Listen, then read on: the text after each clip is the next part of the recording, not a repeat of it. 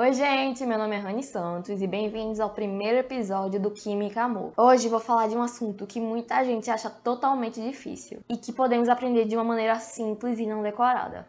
A tabela periódica. Bom, não tenho medo, eu vou tentar mostrar que a tabela periódica não é esse bicho de 7 cabeças. Então, após a vinheta, eu volto.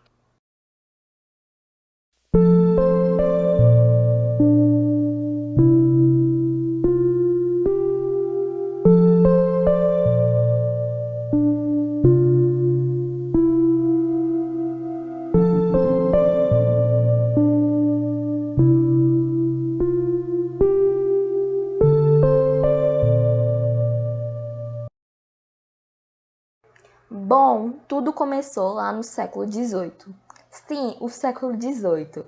A tabela periódica é muito antiga. Quando muitos cientistas querem encontrar uma maneira de tabelar os elementos descobertos.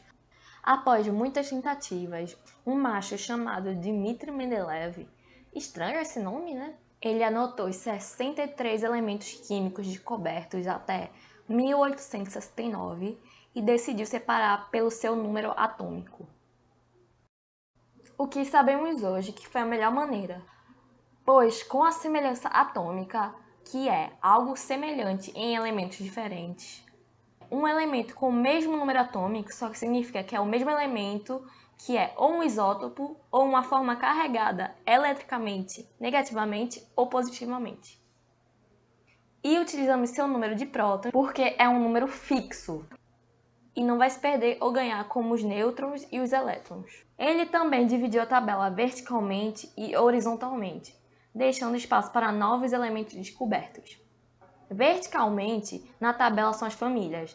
As famílias são basicamente como a sua, que tem algumas características parecidas. Já horizontalmente é pelo período, que tem o mesmo número de camadas na sua configuração eletrônica. Eita, complicou um pouco, né?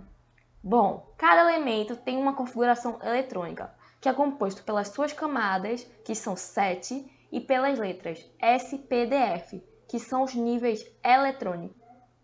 A camada eletrônica, ou configuração eletrônica, é o nome devido aos elétrons, porque trabalhamos no estado neutro, ou seja, onde os elétrons não se perderam nem se ganharam, e tem um número de prótons igual ao número de elétrons. Se tiver a mesma quantidade de níveis eletrônicos, com o mesmo número de elétrons no final, quer dizer que estão na mesma família.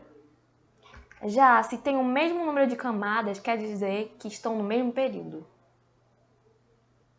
As famílias das tabelas são a família A e B.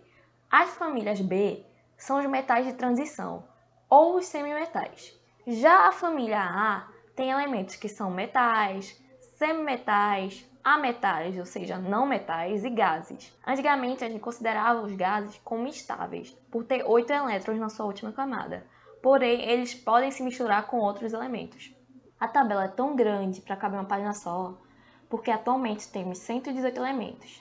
Sendo assim, cortamos elementos químicos de número atômico 57 a 71 e 89 a 103, que são conhecidos como latanídeos e actinídeos. A tabela periódica é uma parte essencial da nossa vida. Temos muito medo de aprender sobre, pois sempre nos impuseram que quando estudamos ela temos que decorar todos os elementos, mas sempre descobrimos novos elementos. Então não tem por que se decorar a tabela periódica. Há várias imagens da tabela. Uma das minhas preferidas é quando cada elemento é descrito com o que utilizamos dele. Então, espero que vocês entendam a importância da tabela periódica e como utilizamos essa ferramenta tão necessária para todos. Gostou do podcast? Nos sigam nas redes sociais. Estamos no Twitter como @amor_química e no Instagram como @químicaamorpodcast. Roteiro e edição desse podcast é feito por mim, Rani Santos, e essa é uma criação minha. Um beijo e se cuidem!